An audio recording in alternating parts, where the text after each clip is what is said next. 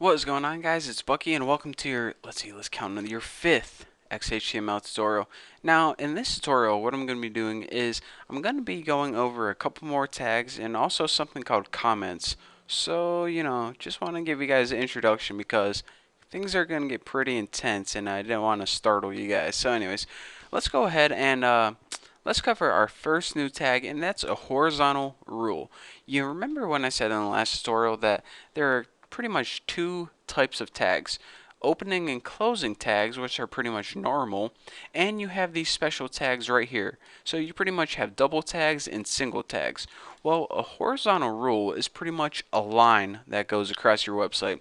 So if you're saying, Bucky, why the F would I want a big line across my website? Well, it's actually more of like a separator. That's probably a better term. So whenever you have like a new topic or you want to make a distinct new section of your website, you add something called a horizontal rule.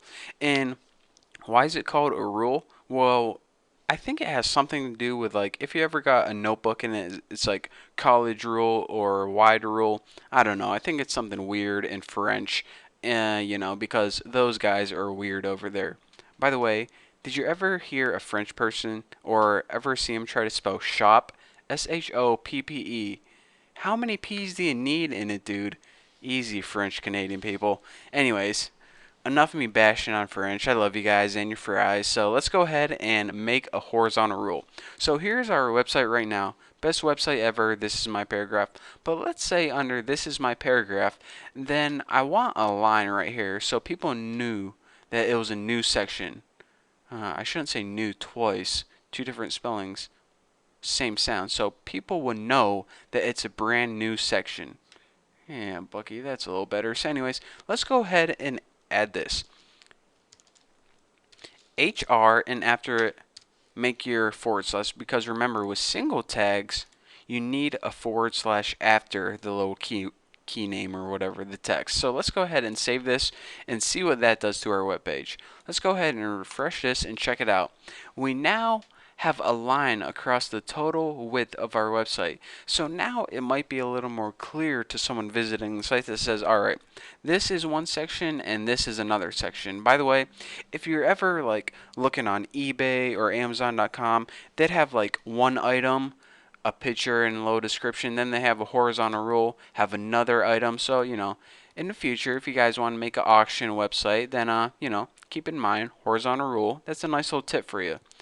That's what I'm here to give you guys tips. So yeah, you're welcome. So anyways, aside from the horizontal rule, let's go ahead and spruce up this text a little more. Say this is the second paragraph, and now I'm done with these tutorials.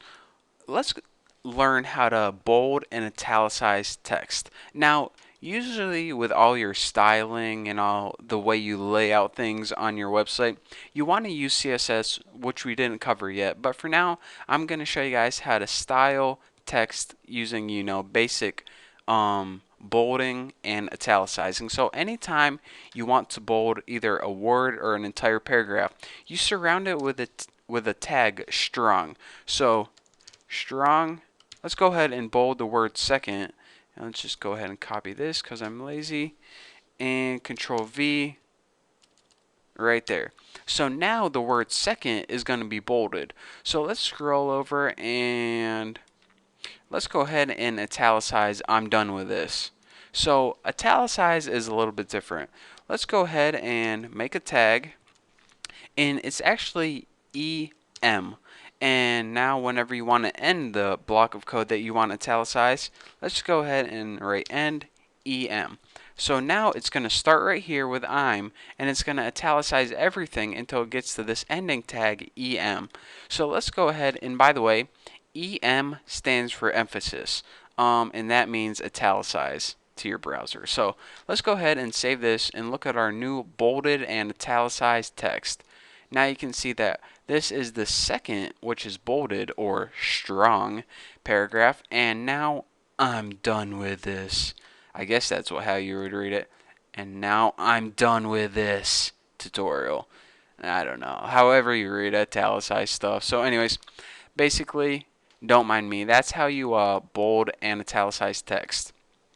So there's one other thing that I told you guys that I covered in this tutorial, but I can already see that we're getting all clustered up. So let's go ahead and delete everything inside your body again. There we go. Now let's save it, and now let's start with a blank body.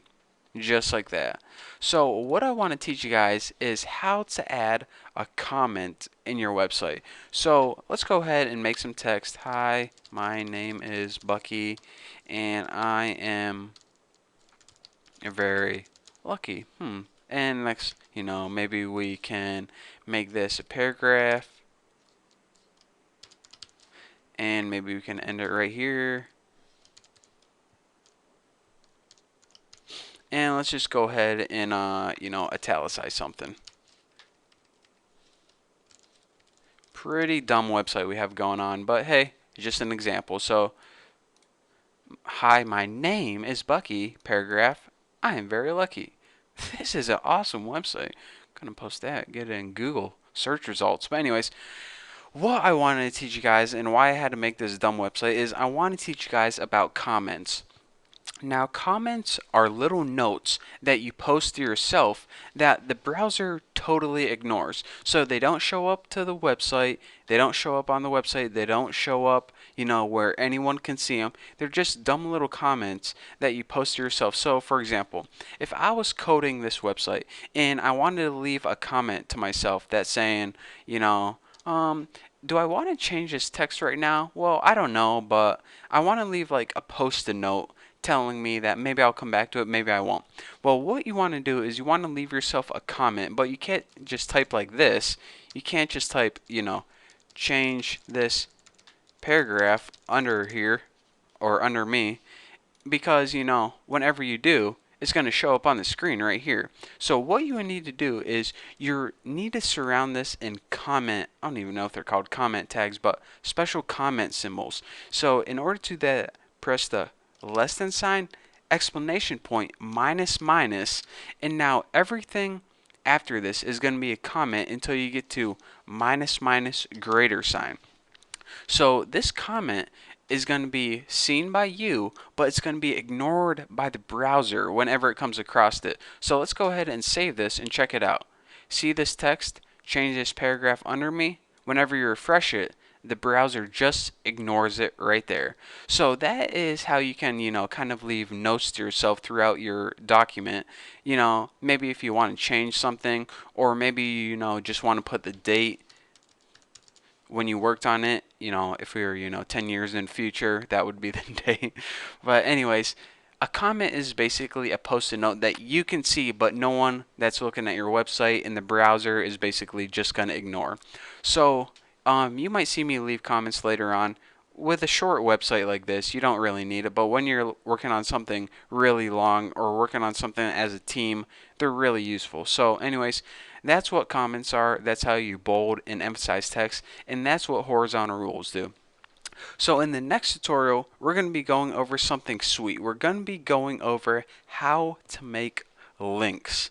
Pretty sweet. Links to Google, links to other web pages, and that's going to take a couple tutorials, so that's what you guys have to look forward to. But for now, thank you guys for watching. Don't forget to subscribe, and if you guys got any good jokes, leave it in the comment section, because I'm in the mood for a good joke. So thank you guys for watching, and I'll see you guys next tutorial.